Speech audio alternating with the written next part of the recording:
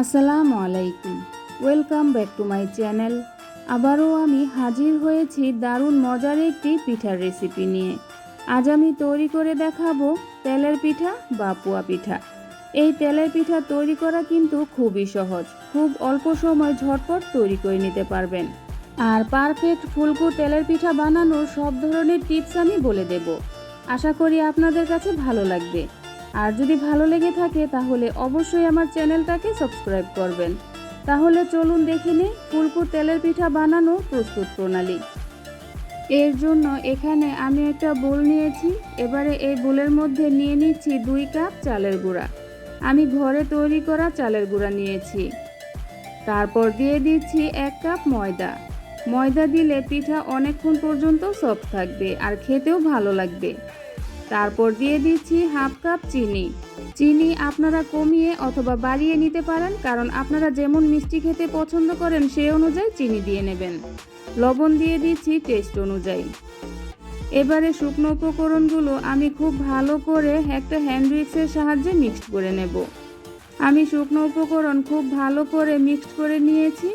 এবারে অল্প অল্প করে কুসুম গরম পানি দিয়ে আমি একটা ব্যাটার তৈরি করে নেব। আর এই মেশানোর কাজটা আপনি ইচ্ছে করলে হ্যান্ড উইক্স দিয়েও করে নিতে পারেন, কিন্তু হাত দিয়ে মেখে নিলে পিঠার রেজাল্টটা ভালো আসবে। এখানে কিন্তু অবশ্যই কুসুম গরম পানি দিতে হবে। আর পিঠার গোলাটা কিন্তু বেশ কিছুক্ষণ সময় নিয়ে হাত দিয়ে এইভাবে করেই মাখিয়ে নিতে হবে। যত ভালো করে মাখিয়ে নেবেন পিঠার রেজাল্ট ততটাই ভালো হবে। আমি অল্প অল্প করে পানি দিয়ে একটা ঘন ব্যাটার তৈরি করে নিয়েছি। দেখুন আমার পিঠার ব্যাটারটা কিন্তু পুরোপুরি রেডি হয়ে গিয়েছে। ব্যাটারের ঘনত্বটা কেমন হয়েছে আপনাদের দেখিয়ে দিচ্ছি। দেখুন ঠিক এইরকম করে ব্যাটারটা তৈরি করে নিতে হবে। এবারে আমি 10 থেকে 15 মিনিটের মতো একটা ঢাকনা দিয়ে ঢেকে রেস্টে রেখে দেব। আমি প্রায় 15 মিনিটের মতো রেস্টে রেখে দিয়েছিলাম। এবারে ভাজার জন্য ব্যাটার পুরোপুরি রেডি হয়ে গিয়েছে, কিন্তু ভাজার আগে আমি আরও একটু ভালো করে নেড়েচেড়ে মিক্সড করে নেব।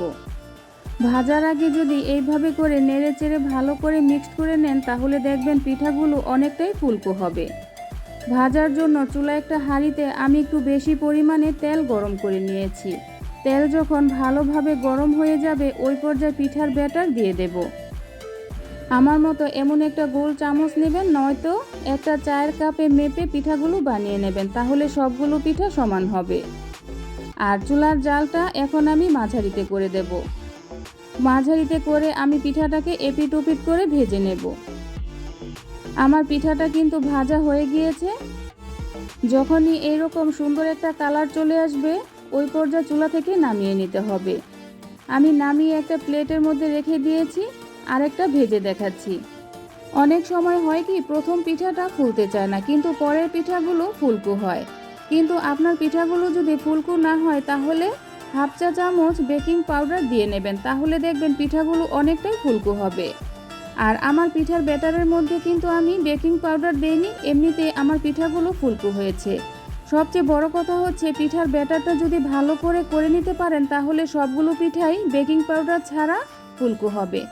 একইভাবে আমি সবগুলো পিঠা ভেজে নিয়েছি। আমার পিঠাগুলো মাশাআল্লাহ অনেক সুন্দর হয়েছে। আমার এই তেলের পিঠাগুলো দেখতে যতটা সুন্দর হয়েছে খেতে কিন্তু তার থেকে বেশি মজার হয়েছিল।